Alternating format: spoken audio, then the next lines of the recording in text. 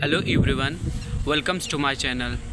तो आज हम रिएक्ट करने वाले हैं पहलगाम पर जो अटैक हुआ था ओशी पर, और खान सर का क्या उस पर रिएक्शन रहा है। तो चलिए आइए बिना किसी देरी करते हुए वीडियो को स्टार्ट करते हैं। जय हिंद। देखिए, अभी जो पहलगांव में इतना दुर्दांत अपराध किया इन लोगों ने, हमारे निहत्थे लोगों को, पर्यटकों को गोली मार दिया, ये हमारी इंटेलिजेंस फेल्योर था। और अगर अभी पाकिस्तान के साथ एक छोटा मोटा युद्ध होता है तो इस स्थिति में किसका पलड़ा भारी रहेगा और भारत को क्या करना चाहिए। देखिए, हमारा इंटेलिजेंस फेल्योर था यहाँ पर। हम लोग को पता था कि पाकिस्तान के बलूचिस्तान में ट्रेन हाईजैक हुई है। पाकिस्तान इसका ध्यान भटकाने के लिए, अपने फेल्योर को छुपाने के लिए कुछ ना कुछ चीज़ों को करेगा, फिर भी हम लोग ने इसे इग्नोर किया। हालिया में रावलपिंडी में जो इसने बयान दिया था आसिम मुनीर की, हम अलग हैं, हम दुनिया को बताएंगे कि हम मुस्लिम बाकियों से अलग हैं। ये बात हकीकत है कि हम इंडियन मुसलमानों से तुम्हारा कोई तुलना ही नहीं है, क्योंकि शेर और सुअर में कोई तुलना नहीं होता है। इसके अलावा टेरिफ वार भी चल रहा था, इसे भी हमारी इंटेलिजेंस एजेंसियों ने उतना ध्यान से नहीं दिया। हालांकि लास्ट मोमेंट पर इंटेलिजेंस ने कहा था कि अप्रैल के दूसरे सप्ताह में हमला हो सकता है।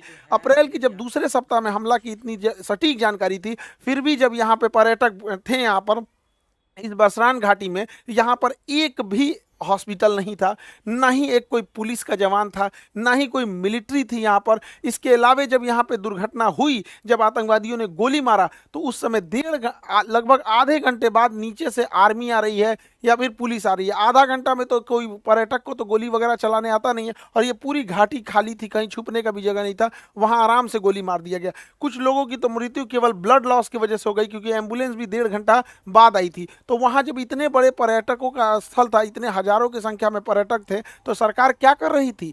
आखिर इतना इंटेलिजेंस मिलने के बाद भी अगर ये आपका भी फेल्योर है, तो सरकार कितने लोगों को सस्पेंड की? हालांकि गवर्नमेंट कई बार क्या होता है, ऐसे लोगों में सस्पेंड नहीं करती, क्योंकि गवर्नमेंट का गलती उजागर हो जाती है। लेकिन आपका गलती उजागर ना हो, इसके लिए आप किसी को सस्पेंड नहीं कीजिएगा, तो आगे फिर ऐसी घटनाएं होंगी यहाँ पर, और इस घटनाओं को ये सब फिर से दोहराएंगे सब। देखिए, इसमें करना क्या चाहिए, बिना लोकल के सपोर्ट के ये नहीं हुआ होगा। तो जो लोकल इनके स्पाई के रूप में काम कर रहे थे, उन्हें सेना जो है पब्लिकली सजा दे, सबके सामने जितनी कठोर सजा हो सकती है उतनी कठोर सजा दो। लेकिन वैसे कश्मीरी जिन्होंने पूरे तन मन से भारत के लिए अपना जान तक इन्होंने निछावर कर दिया, ऐसे कश्मीरी का रिस्पेक्ट होना चाहिए। चाहे वो कोई भी कश्मीरी भाई हो, चाहे वो नजाकत अली हो जो टूरिस्ट गाइड का काम कर रहे थे, लगभग 11 लोगों को बचाएं, चाहे वो माजिद खान ड्राइवर हैं जिन्होंने लगभग 6 लोगों को बचाया, चाहे सैयद हुसैन आबिद हो जो लड़ते लड़ते शहीद हो गए, आतंकवादियों से M4 राइफल छीन लिए, ऐसे लोगों का भी सम्मान होना चाहिए। हालांकि मीडिया में ये सब चीज़ों को दब गए हैं, क्योंकि जब ये दिखाएंगे तो पाकिस्तानियों का भी मनोबल टूटेगा।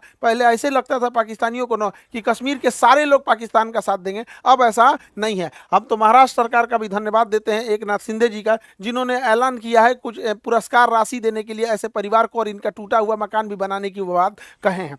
देखिए, इस बार का मामला थोड़ा अलग था। जब ये हमला हो रहा था, तो इससे काफ़ी दूर श्रीनगर है, इससे काफ़ी दूर श्रीनगर का लाल चौक का एरिया हमेशा चहल पहल रहता है। लेकिन वो एक हफ्ते तक श्रीनगर की सड़क शटर डाउन रहा, ये दिखाने के लिए कि ये लोग इस घटना में शहीद हुए लोगों की श्रद्धांजलि दे रहे हैं। और जमा मस्जिद के इमाम ने भी पूरे खुल के मंच से भी कहा था कि इस तरह की किसी भी घटना को पाकिस्तान अगर अंजाम देता है तो इस सब चीज़ों को कभी एक्सेप्ट नहीं किया जाएगा। तो इस बार भारत में इस चीज़ों को एकता देखने को मिली है। लेकिन जो लोग इसमें शहीद हुए हैं, चाहे वो पर्यटक हैं, चाहे जो वहाँ के लोकल लोग हैं, उनको भी गवर्नमेंट को सोचना पड़ेगा। तो इनको भी कश्मीर के एरिया में कुछ बागान होंगे, जैसे ड्राई फ्रूट के बागान हो सकते हैं, केसर के हो सकते हैं, या फिर सेब के हो सकते हैं, तो गवर्नमेंट इन्हें अलॉट कर सकती है, या गवर्नमेंट इन्हें पुरस्कार दे सकती है, जिससे कि बाकी के लोग प्रेरित हो गए। कोई DM SP क्यों बनना चाहता है? क्योंकि देखता है कि समाज में उसकी इज्जत है।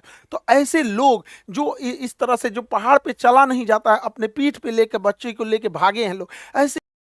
तो आपको क्या लगता है, ये जिसने भी ये अटैक किया है, क्या उनको सज़ा मिलनी चाहिए? तो आप कमेंट करके ज़रूर बताइएगा, और चैनल को सब्सक्राइब कर लीजिएगा।